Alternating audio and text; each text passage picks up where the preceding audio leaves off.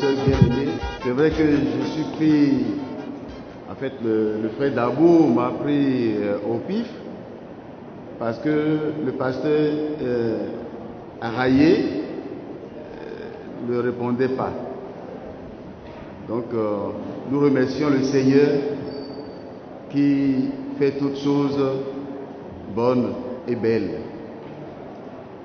La prière, nous le savons tous. Je ne sais même pas si on a besoin d'un exposé sur la prière, puisqu'en tant que chrétien, la prière reste l'élément essentiel de notre foi. Sans la prière, nous ne pouvons rien.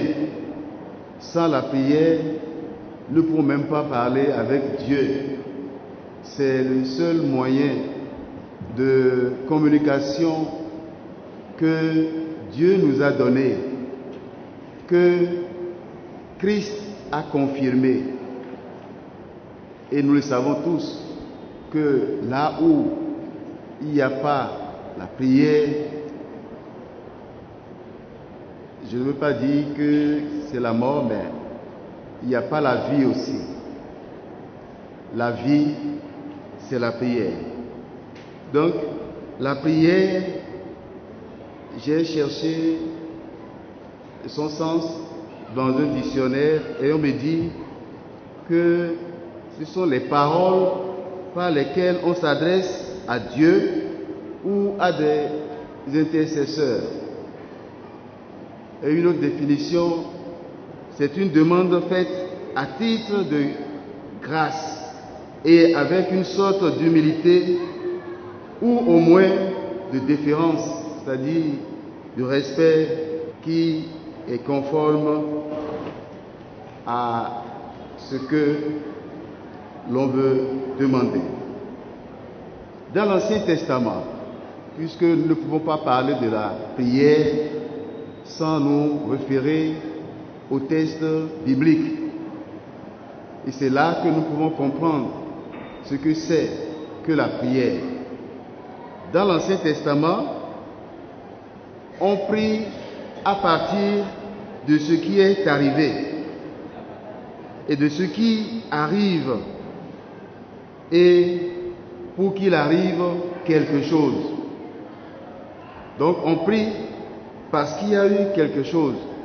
On prie parce qu'il a quelque chose, ou on prie parce qu'on attend et on veut quelque chose.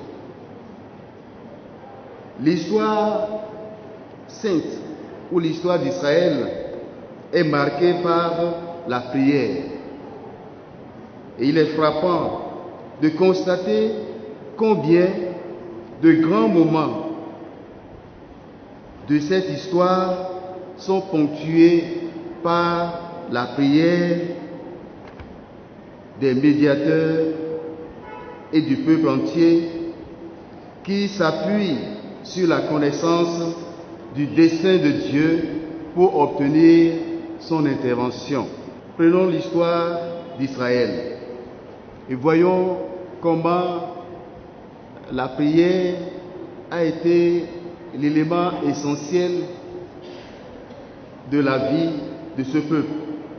Et nous prenons Moïse. Moïse, c'est lui qui domine toutes les figures des personnes qui prient. Par lui, Dieu sauve son peuple. L'Éternel fait ce que Moïse demande. Il y a toujours eu entre Dieu et Moïse ce moment précieux, cet instant où Moïse, ne voyant pas Dieu, mais parle avec lui.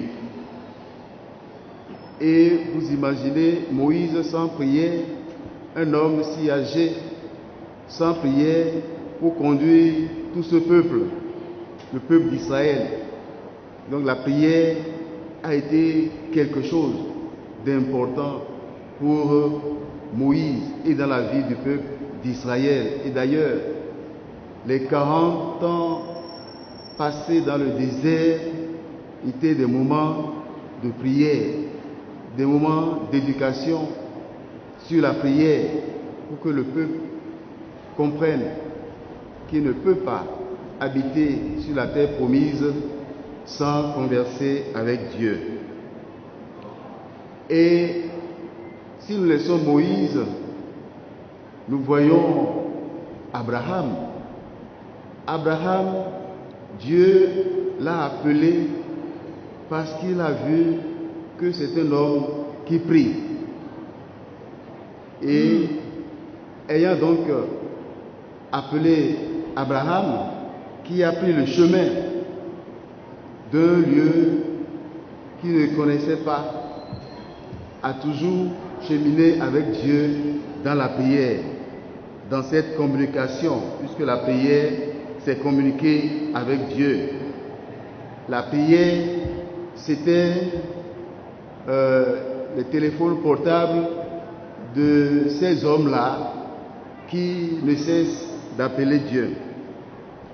Et si nous passons aux rois et aux prophètes, nous avons vu David dans la prière. David a beaucoup prié. David n'a rien fait sans la prière. Salomon aussi.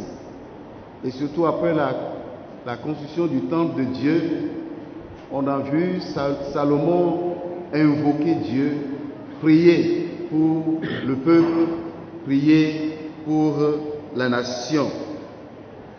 Et vous savez, quand le prophète Nathan a annoncé à David le Messie, David s'est mis à prier. Et lorsque nous entrons dans les psaumes, nous voyons que là, le psautier est vraiment un livre de prières. Les prières individuelles, les prières de l'assemblée, prières personnelles, prières communautaires. Dans les épreuves, on comprend à travers les psaumes que le peuple de Dieu avait beaucoup prié. Et vous le savez, quand vous entrez dans les livres de psaumes, vous constatez bien que les mots, toutes les paroles utilisées, employées dans les psaumes sont très denses. Et le leitmotiv de la prière dans les psaumes, c'est bien ce thème hébreu, bata. Bata, je ne dis pas bâtard, hein, bata, qui signifie se confier, se fier à Dieu. Et dans les psaumes, vous verrez toujours la confiance que le peuple a en son Dieu, la confiance que le psalmiste a en Dieu, quelles que soient les situations dans lesquelles il se trouve. Donc confiance en Dieu et en sa providence. Donc voilà ce que nous pouvons brièvement dire par rapport à la prière dans l'Ancien Testament. Donc du livre de Genèse jusqu'à Malachie, on voit que la prière occupe une place capitale et importante. Et arrivons maintenant au Nouveau Testament. Dans le Nouveau Testament, on voit Jésus dans la prière. Jésus prie et il enseigne la prière. Par l'incarnation, le Fils de Dieu est situé au milieu de la requête incessante des hommes. Donc, par la présence de Christ, au centre de nos vies, de la vie des chrétiens, eh bien, se trouve la prière. C'est d'abord sur la manière de prier que s'étend l'enseignement de Jésus, qui voudrait nous enseigner à prier comme les disciples ont demandé. Ils ont remarqué que les disciples de Jean priaient et jeûnaient. ils ont aussi vu que Jésus lui-même a prié. Alors ils ont demandé, enseigne-nous à prier. Et nous connaissons cette prière que Jésus nous a enseignée, qui est la charpente de toute prière que nous pouvons adresser à Dieu. C'est pour cela que le seul psaume du Nouveau Testament, c'est bien le Notre Père, l'oraison dominicale. Souvent, on n'écrit pas que c'est un psaume, mais lorsque on lit et on médite sincèrement le Notre Père, qui est le Pater, on découvre tout ce que les 150 psaumes de l'Ancien Testament contiennent. Donc, dans le Nouveau Testament, retenez que le psaume que nous pouvons lire, cette prière que nous pouvons dire, réciter, méditer, constitue donc la prière essentielle pour nous. Voilà pourquoi quand quelqu'un devient chrétien, la prière qu'on lui enseigne, c'est le Notre Père. Et les synoptiques, c'est-à-dire Matthieu, Marc et Luc, ont mis l'accent sur le Notre Père, donc sur la prière et l'enseignement que Jésus donne. De l'invocation de Dieu comme Père qui prolonge en la dépassant l'intimité des psaumes découle toute l'attitude de celui qui prie. Et donc, je ramasse ce que les synoptiques ont dit donc par rapport à la prière. La prière reste donc au centre de l'évangile et c'est ce que l'on découvre. Et Jean, donc le 4e évangile, pour lui, c'est le passage de la requête à la vraie prière et du désir des dons de Dieu à celui du don qui apporte Dieu lui-même. Et c'est ce que nous venons d'entendre aujourd'hui dans le pain de vie. Jésus voudrait montrer donc à cette foule qui est composée des gens qui poursuivent Jésus et des gens qui suivent Jésus. Il y a bien une différence. Ceux qui poursuivent Jésus ne demandent que du pain. C'est tout. Mais ceux qui suivent Jésus veulent avoir le pain de vie. Et c'est en cela que cela devient donc une prière. Et on peut constater aussi avec la Samaritaine, n'est-ce pas, qui est allée pour puiser de l'eau. Mais Jésus lui dit, il te faut de l'eau de vie. Et c'est lui. Donc, voilà ce que Jean nous dit par rapport à la prière. C'est pourquoi, chers amis, la foi n'est pas seulement condition de la prière, mais son effet. Sans la foi, nous allons prier des jours et des années sans effet. Et donc, tout ce que le Seigneur dit et ce que le Seigneur nous affirme, c'est que c'est par la foi que nous obtenons tout ce que nous demandons. Et nous avons vu à travers les évangiles ou à travers le Nouveau Testament, Jésus en prière. De sa naissance jusqu'à sa résurrection, il était en prière. Jésus n'a jamais rien fait sans la prière. Même pour choisir ses 12 disciples, c'est d'abord la prière. Il a prié toute une nuit avant de choisir. Mais malgré cette longueur de prière, toute une nuit, il y a eu quand même quelqu'un parmi eux qui l'a livré. Tout cela fait partie de la volonté de Dieu. On a vu Jésus prier dans sa mission. Jésus n'a pas réussi sans la prière. Il était tout le temps en communication avec son Père. C'est vrai qu'en journée, quand on voit Jésus, on ne le voit pas assis ou bien à genoux quelque part en train de prier. Mais il agit.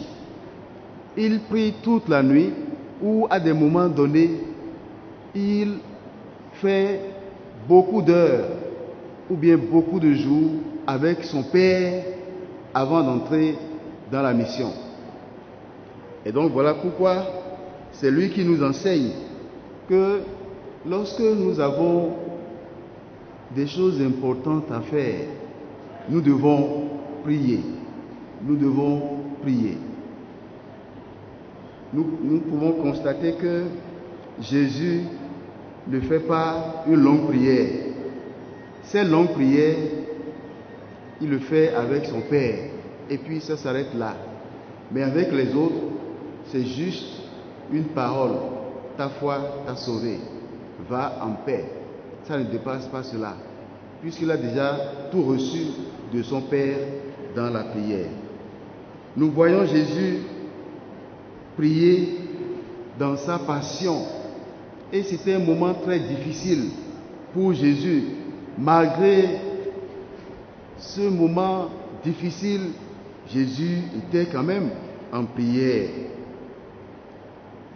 Devant l'épreuve, il n'y a rien à faire que de plier les genoux et d'être en communion avec son Père.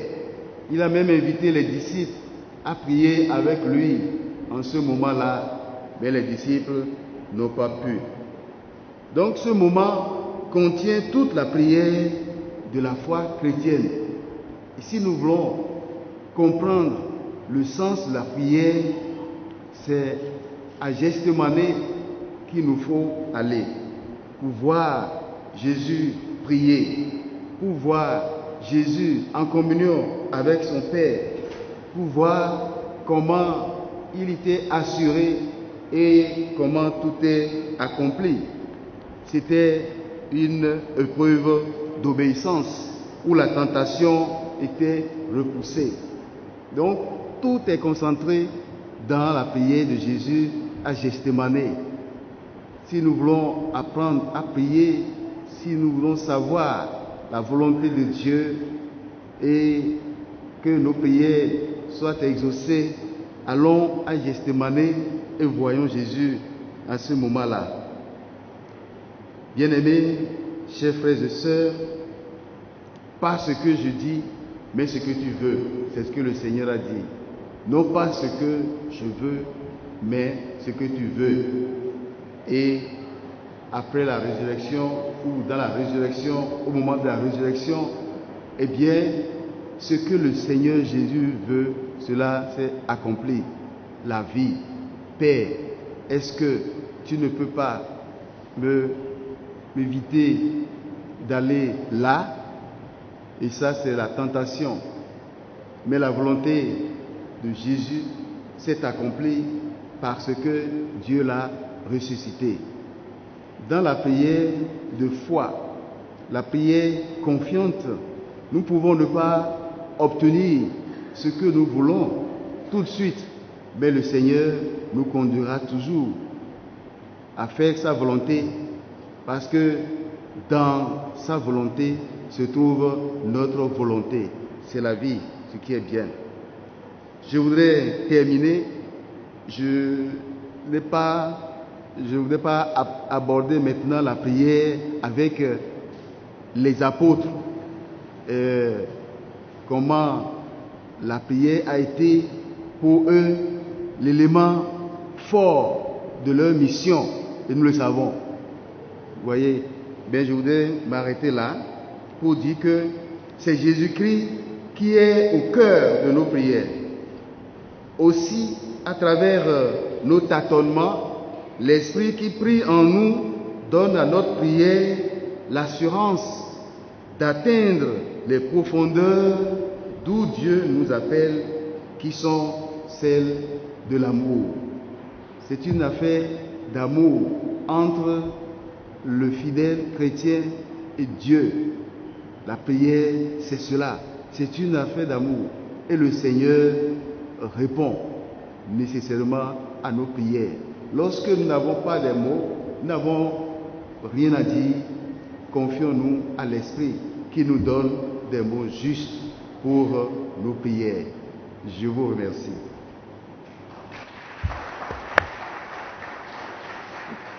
Merci, pasteur, en votre nom à tous. Merci.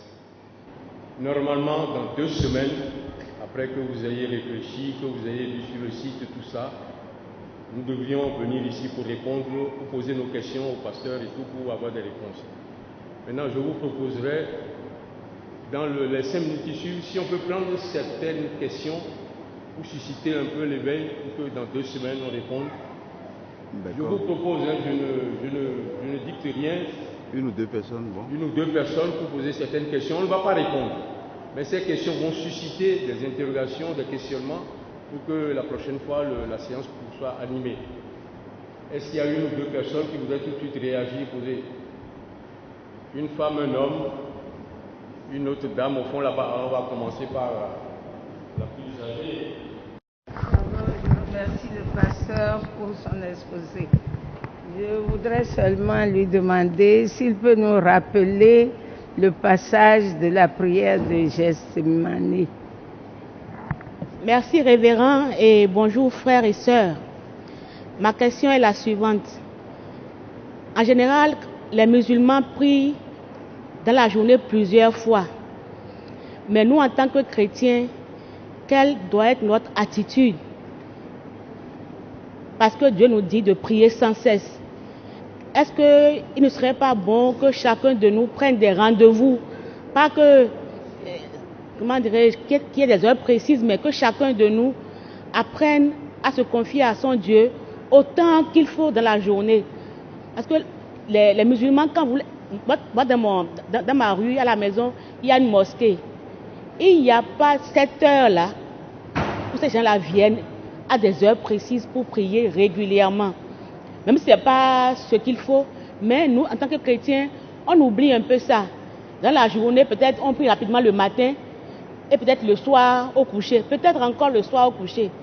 Donc, selon ce qui serait bien, quelle doit être notre attitude en tant que chrétien? Je vous remercie. Je dis, y aura-t-il d'autres séances sur la prière? Parce que pour moi, aujourd'hui, vous n'avez donné que la définition de la prière. La question est là. Parce qu'il y a comment, quelles conditions, à quel moment, comme vient de dire la dame, et combien de fois à faire. Et s'il y aura d'autres séances. Merci. Je vous remercie beaucoup pour ce que vous avez dit de prier. Il y a des gens maintenant là, les églises, ils ne prient pas notre Père. Quand ils prient, c'est fini. Ce sont les méthodistes avec les catholiques qui disent notre Père maintenant. Pourquoi? C'est ma question. En nos jours, ça se voit dans les nouvelles églises, leur manière de prier en criant, et ça influence beaucoup. Et nous qui sommes les méthodistes, quelle est notre position concernant la prière proprement dite? Nous savons que Dieu est là, silencieusement. Si nous prions, il doit exaucer notre prière. Je veux qu'on nous éclaire profondément sur la manière de prier aujourd'hui, puisque le monde évolue et il y a des choses d'extérieur qui vont nous influencer. Grâce à notre enseignement, il y a des perfectionnements. Je vous remercie. Je voudrais vous remercier de ce que vous venez de dire. Parce que dès notre bas âge, c'est la prière que nos parents nous ont appris. Le matin, au réveil, le midi, quand vous voulez manger, le soir, au coucher, ce n'est pas la prière qu'on nous a appris. Mais le monde que nous sommes aujourd'hui, même si tu dis à tes petits-enfants, de venir prier, ils vont te fuir. À moins que l'Esprit de Dieu domine sur eux. Donc, ce que vous venez de dire, je le maintiens et je suis avec vous. La prière est la clé du chrétien. Sans la prière, nous ne pouvons rien faire. Nous ne sommes que vanité des vanités. Donc, nous devons avoir l'attitude de prier. Je vais vous le dire, en vérité, je vous le dis. Si la prière n'existe pas, je ne serai pas ici. Parce que j'ai fait 2 fois la maladie de AVC. Et je me suis vu dans un chemin où je ne connaissais même pas. Et je voulais retourner comme ça, je rêvais. Et je voulais retourner comme ça, la personne me dit, comment? Ce n'est pas Éléonore ça? Qu'est-ce que tu cherches ici? Quand est-ce que tu es venu nous voir? J'étais étonné, je ne répondais pas. Je ne sais même pas comment je me suis disparu pour aller dans ce lieu-là. Et il me dit, retourne. Ton heure n'est pas encore sonnée. Donc, vraiment, la prière est capitale. Nous devons nous attirer sur la prière. Je vous remercie. Jésus peut te sauver si tu t'adresses à lui dans la foi et la prière. La prière, c'est une puissance. La prière, c'est la solution. La prière, c'est le langage du Père avec son Dieu. Oui, la prière, c'est une puissance. Ce que moi, je voudrais demander, c'est que à l'église protestante, bon, ça change un peu maintenant, on ne nous impose qu'une seule forme de prière, qui est très bien, puisque Jésus même a dit, quand vous voulez prier, entrez dans votre chambre.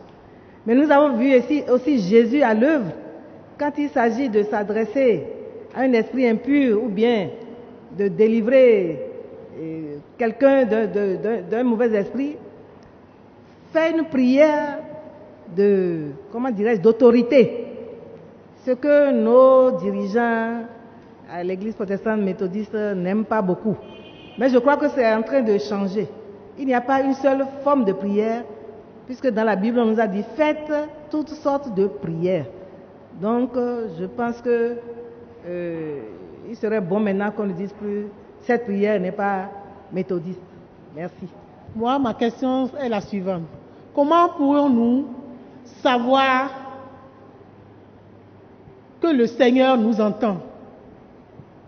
Est-ce qu'il y a des signes qui pendant que vous sollicitez quelque chose, est-ce qu'il y a des signes qui prouvent que le Seigneur vous entend?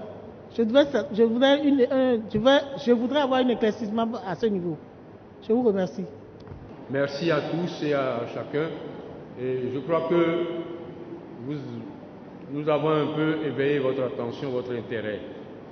Normalement, il est prévu dans 2 semaines que l'on revienne sur les questions que vous auriez sur la prière. Donc, dans 2 semaines, s'il plaît à Dieu, nous allons reprendre, je crois que de façon beaucoup plus approfondie avec les préoccupations des uns des autres. Comme je vous l'ai dit, c'est au pied levé que j'ai pris le pasteur tout à l'heure dans le temple là. Il est sorti, il est parti préparer rapidement ça. Donc, on va revenir sur tout. Moi, j'ai une seule préoccupation, la prière et l'action. Moi, prier vraiment là, c'est vite fait chez moi. Mais je veux que dans ma vie, et je crois que ça a été le sermon d'aujourd'hui, c'est Christ qui vit en moi. Comment est-ce que je témoigne par mon comportement, par mes actions de la vie de Christ. Bon, bref, je crois que nous allons encore dire merci. Gestemane. Oui, je vais donner. Et merci pour toutes ces différentes questions. C'est des questions pertinentes et des questions très importantes. Mais comme a dit le frère Dabou, le responsable ou bien le président de l'UHM, nous allons y revenir. Pour Gestemane, vous trouvez cela dans Marc chapitre 14, verset 37. Je ne me trompe pas. Marc chapitre 14, verset 37. Vous allez voir. Ou 36, pardon.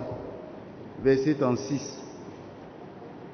Et la dernière question, je vais tout simplement attirer votre attention sur le premier livre, en tout cas, la première lecture de ce matin.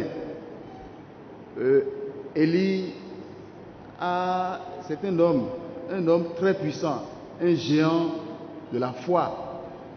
Et en entendant la lecture, vous verrez qu'un géant de la foi est tombé si bas. Et il va même demander la mort. Demande à Dieu, mais écoute, enlève-moi. J'ai fait tout ce que j'ai fait pour toi. J'ai tué les prophètes, les faux prophètes. Et tout ça. Et là maintenant, je ne comprends pas. Je ne te comprends pas. Il n'a rien compris. Il n'a pas compris. Mais Dieu lui a envoyé un signe. Je crois que c'est cela. Allez là aussi, vous allez voir. Le signe, c'est que Dieu veut se révéler à lui encore plus puissant. Et donc, ce qu'il attendait, la mort qu'il attendait, c'est la vie qu'il a reçue.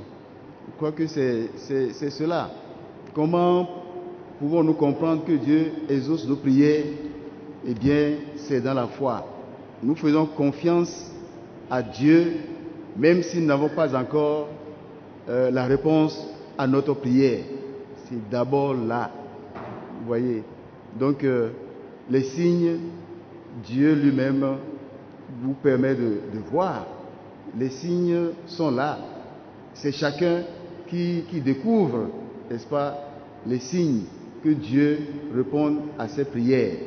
Donc, je vais m'arrêter là parce que on m'a dit que c'est strictement à midi que nous cessons. Nous allons y revenir. Comment prier? En fait, ce que j'ai fait là maintenant, c'est juste une introduction pour vous permettre, n'est-ce pas, de comprendre l'importance de la prière dans la vie du chrétien. Un chrétien qui ne prie pas est un chrétien mort déjà. Il est mort, même vivant.